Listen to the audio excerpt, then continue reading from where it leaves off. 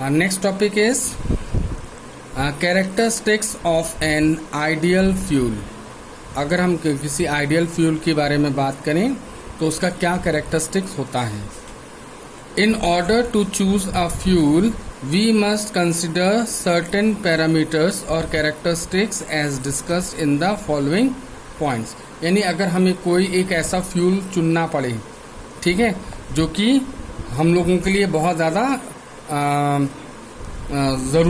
ज़रूरी हो और बहुत ज़्यादा इफ़िशियंट हो, ठीक है, अगर हम उसको चुने कोई भी फ्यूल में अगर हम चॉइस करें तो हम कुछ पैरामीटर्स हैं, कुछ पैमाने हैं जिसके आधार पर हम उस फ्यूल को सेलेक्ट कर सकते हैं। कैसे, क्या है parameters?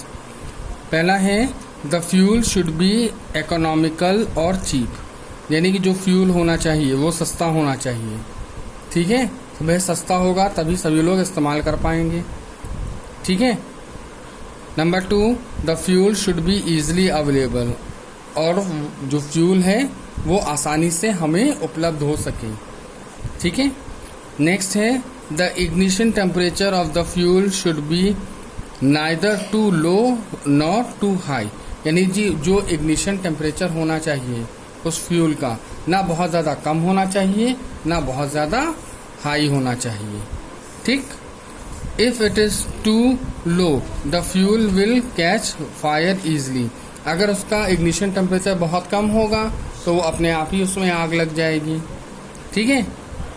Hence it is unsafe to use, इसलिए उसको यूज़ करना क्या होगा, बहुत मुश्किल हो जाएगा, ठीक है। अगर उसका कोई भी फ्यूल हो उसका इग्निशन टेम्परेचर क्या होना चाहिए, बहुत ज़्यादा कम नहीं होना चाहिए, नहीं तो अपने आप आग पकड़ लेगा, इसलिए बहुत कम नहीं होना चाहिए।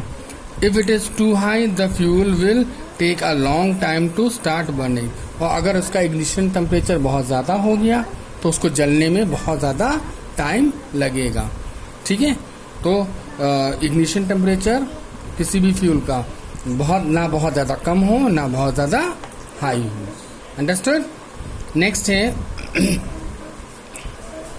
The fuel should be easy and safe to store and transport, fuel जो होना चाहिए वो बहुत आसानी के साथ हम उसको स्टोर कर सकें और उसको हम कहीं भी ट्रांसपोर्ट कर सकें, ठीक है।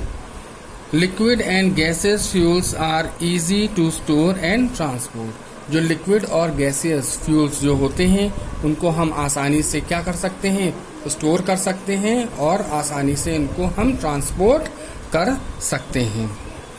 Next point is the fuel on combustion should not produce harmful and undesirable substances such as ash, soot, fumes, carbon dioxide and carbon monoxide, यानी कि जो फ्यूल है उसको अगर हम जलाएं तो उसमें बहुत ज़्यादा हार्मफुल या अनडिज़ायरेबल सब्सटेंसेस यानी हानिकारक जो सब्सटेंस है वो ना निकले, ठीक है। जैसे कि ऐश हो गया, राख हो गई, सूट होती है, सूट जो होती है जो उसके धुएं के साथ साथ एक ब्लैक कलर का जो उड़ता नहीं है जिसमें मॉलिक्यूल्स होते हैं वो सूट कहलाती हैं, ठीक। तो सूट्स और फ्यूम्स जो निकलता है, धुआं जो निकलता है, ठीक, साथ में कार्बन डाइऑक्साइड भी निकलती है और कार्बन मोनोऑक्साइड भी निकलती है, ठीक है। तो बहुत ज़्यादा ये नहीं निकलना चाहिए।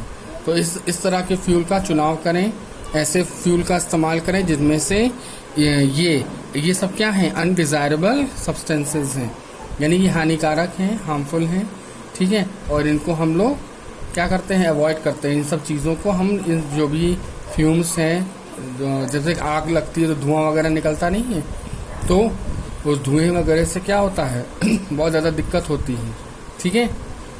तो कोई भी फ्यूल लें तो उसमें से धुआं वगैरह बहुत ज़्यादा ना निकले, कोई हार्मफुल सब्सटेंस ना निकले, तो इस तरह के सब्सटेंस जो हैं वो ना निकले तो हमें ऐसे फ्यूल का चुनाव करना चाहिए, ठीक। In other words the fuel should B non polluting, अगर दूसरे भाषा में कहा जाए तो जो फ्यूल होना चाहिए वो नॉन पोल्यूटिंग होना चाहिए, यानी कि हमारे एनवायरनमेंट को पोल्यूट नहीं करना चाहिए, ठीक है।